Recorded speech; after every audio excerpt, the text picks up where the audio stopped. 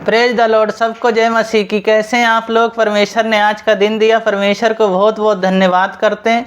वचन के लिए प्रार्थना करेंगे। महान अनुग्रहकारी पिता परमेश्वर, महान सर्वशक्तिमान, वचन पढ़ते हैं आप सिखाएं और बुद्धि समझ ज्ञान दें। उद्धार करता यीशु मसीह के नाम से मांगते हैं, आमीन। वचन पढ़ेंगे मत्ती 17 अध्याय उसका 1 पद से 5 पद तक।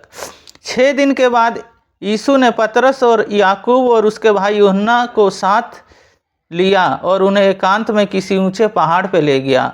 वहाँ उसके सामने उसका रूपरंत्र हुआ और उसका मुंह सूर्य के समान चमका और उसका वस्त्र ज्योति के समान उजला हो गया। और मूसा और एलिया और उसके साथ बातें करते हुए उसे दिखाई दिए। इस पर पतरस ने यीशु से कहा, हे प्रभु, हमारा यहाँ रहना अच्छा है। यदि तेरी इच्छा हो तो मैं यहाँ 3 मंडप बनाऊंगा, एक तेरे लिए, एक मूसा के लिए और एक एलिया के लिए। वह बोल ही रहा था कि एक उजले बादल ने उन्हें छा लिया और उस बादल में से शब्द निकला, यह मेरा प्रिय पुत्र है जिससे मैं प्रसन्न हूँ, इसकी सुनो। इस वचन को पढ़े जाने को परमेश्वर आशीष दें। यीशु कहते हैं चेले मजबूत बने। पहली बात मजबूत। जब यीशु मसीह जी जब पहाड़ पे गए, पहाड़ पे यीशु मसीह अक्सर पहाड़ पे प्रार्थना करने के लिए जाया करते थे।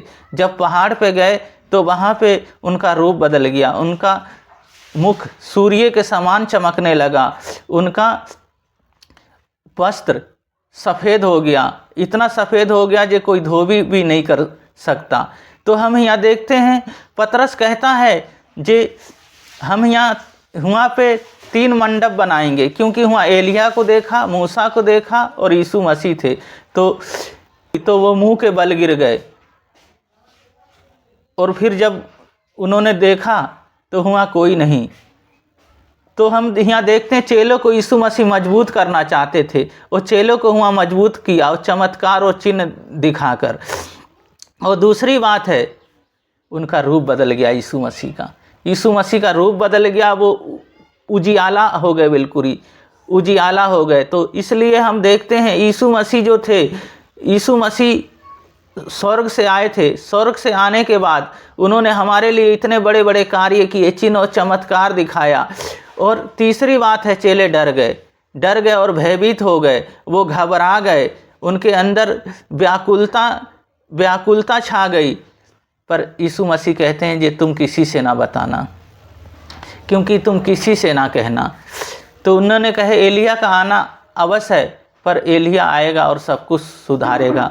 तो चेले समझे जे ये इनने यूहन्ना के विषय में कहा। तो हम यहाँ देखते हैं जब हम उस यीशु मसीह के साथ चलते हैं तो हमारे अंदर एक बदलाव होता है। हम साधारण नहीं होते, एक बदले हुए होते हैं।